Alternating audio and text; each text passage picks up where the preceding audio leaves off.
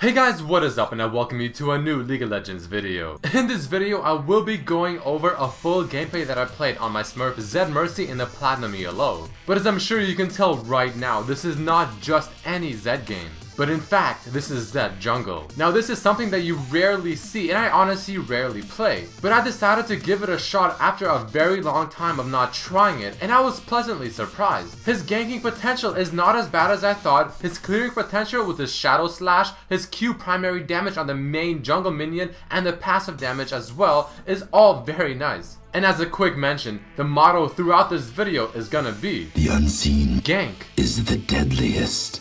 And with that being said, let's talk more about this very interesting Zed jungle. To start off the jungle, you want to go on wherever your support and ADC are. So if you're on the top right team, then you want to start blue. If you're on the bottom left team, you want to start red. Now for items, I wasn't honestly 100% sure what to get, so I actually started with a longsword. But going Hunter's Machete instead will not be a bad choice. Right here in this clip, you can see me somewhat escape from the Elise because I'm honestly not sure how strong I am in the jungle compared to other junglers, especially a prime one like Elise.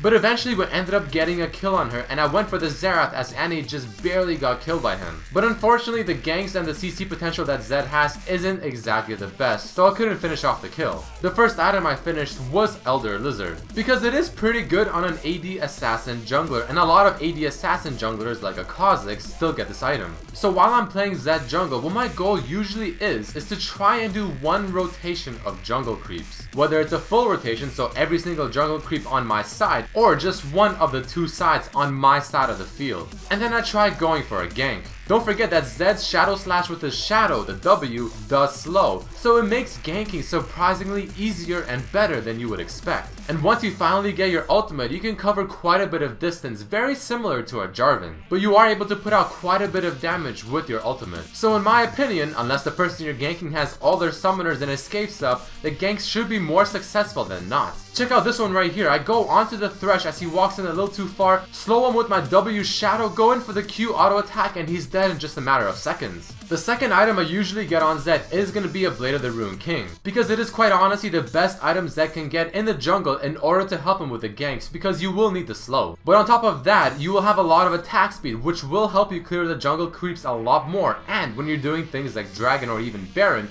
the extra attack speed will definitely increase your overall damage output, which in the long run, and of course in the end, will help you secure these objectives much more faster. For boots, getting the +5 mobility boost is almost a must, because you do want to be moving between each jungle camps and going into the lanes for the ganks as fast and as much as possible. In terms of maxing your abilities, you still want to go Q, E, and then W, because the Q does help kill that big jungle minion in every single jungle camp a lot faster, while the E beats down the smaller ones really quickly. Whenever you go in for a gank, you want to play it very similarly to how you would play in the lane. Just like you saw with the Xerath kill just now, you want to throw out your W, throw out the EQ, check out the surroundings, see if you have the potential to go in, and then if you see it, follow in with the W, follow in with the ultimate, do the damage that you have to, and then R back out. So in all fairness, it is still somewhat similar to how you would play him in the lane in terms of ganking. And as the game progresses to the mid game and late game, you will of course play him as you would play Zed in any other game. The only difference is that now you have Smite instead of an actual summoner spell that you can use in a fight, which is a huge drawback for someone like Zed, which is why you don't see him in the jungle too often.